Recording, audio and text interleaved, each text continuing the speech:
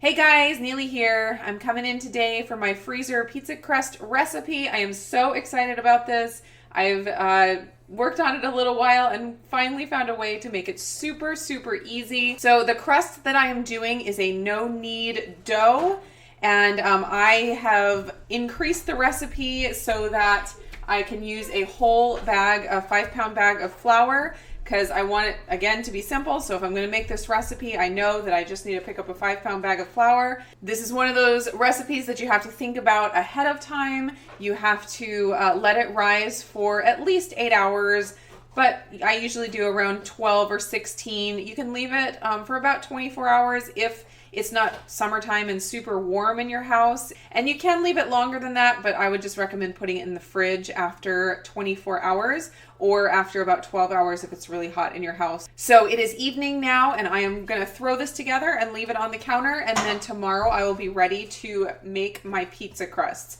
This recipe is super simple, only 4 ingredients. I have my flour, I have water, I have salt, and yeast. So first thing I'm gonna do is open my bag of flour, and I am going to take out just a little bit to save for dusting my hands and dusting the dough when I'm working with it, because it will be very sticky. Somewhere about a half a cup, 3/4 of a cup, something like that. And I'm just going to set that aside to save for later. I'm going to dump the rest of my flour in here, and I'm going to put in my 2 tablespoons of salt and my 1 tablespoon of yeast. This is just active dry yeast, and I'm going to give that a quick stir. So now I have 7 cups of water. I'm going to pour right in here real carefully. And then I'm just going to mix it up, and it doesn't have to be pretty. It definitely doesn't look pretty. You don't have to knead it. You just have to get it all mixed through. And while I'm mixing here, I did want to mention that you can use part whole wheat flour if you want to have a whole wheat pizza dough. You could also use part sprouted flour if you want to get the sprouted grains in there. It's just going to be a little more dense of a crust, and it won't rise quite as much, but it's still very delicious. I would recommend doing at least half of the flour as white flour, or else you're going to get a pretty tough pizza crust. You definitely get an arm workout trying to mix this dough when the bowl is so full, but it really doesn't take that long at all, and that is enough. And now this is a really big bowl, but this is also a lot of dough, and it is going to rise, and I don't want it to overflow. So I'm going to transfer a little bit of this dough into a separate bowl so that they can rise and have enough room. So like I said, it doesn't look pretty, but this is how it is supposed to look. And the last thing I'm going to do is just cover the 2 bowls with plastic wrap and let them sit here on the counter overnight. So that is it for this step, and I am going to let this sit on the counter all night, and I will be back tomorrow. It has been well over 12 hours now, and you can see the dough has risen and it's all bubbly. I'm going to go ahead and transfer this into the big bowl. All right, I got my extra flour here and my freezer gallon Ziploc bags, and I'm going to go ahead and sprinkle the top here because this dough is very sticky, so you need a little bit of flour just to work with it. And then what I'm going to do is just take lumps of dough and stick them into the bag. You can play with it and get the amount of dough that you want for either a thick crust or a thin crust.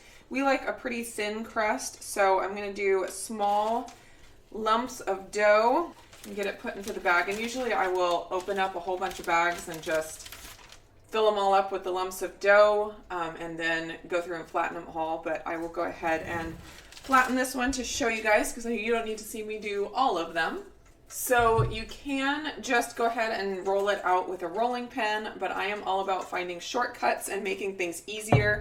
So what I am going to do is use something heavy to flatten it, and then I may need to roll it out a little bit more to get it completely rolled out, but this will give me a head start. I'm just using my very heavy cast iron Dutch oven, and I have some weights in here, some like barbell weights, and I am just going to use this to set right on top and let it do its thing. And you can kind of just play with whatever you have in the kitchen. I'm sure you can find something heavy if you stick a kettlebell in there, some kind of a flat bottomed pot. You should be able to find something in your house that works. All right, that looks pretty good. Now I'm just gonna finish up real quick with the rolling pin. All right, there we go. The thick crusts are a lot easier if you want to do the thin crusts. It takes a little bit more work to get it all rolled out.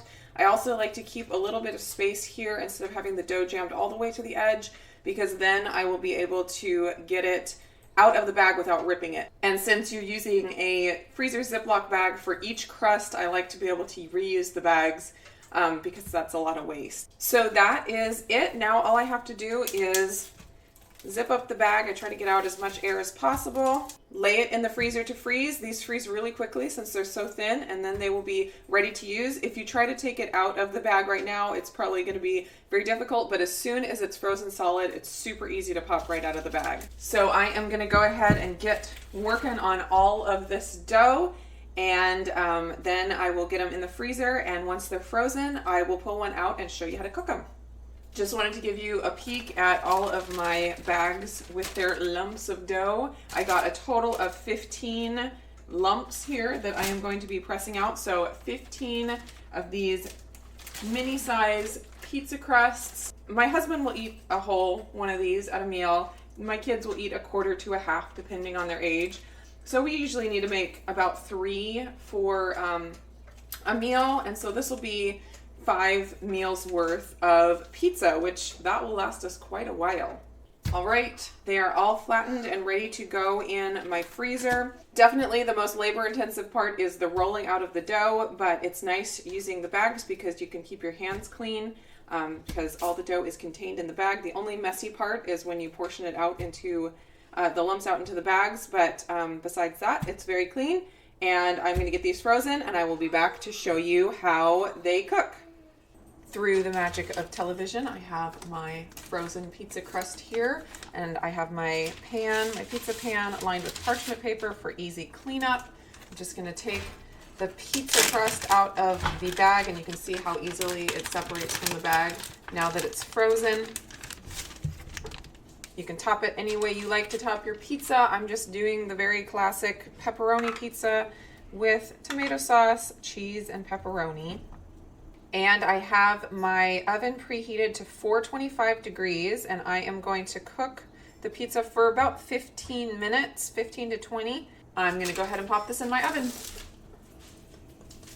And here is the finished product. It took about 20 minutes to get it all cooked. It looks delicious.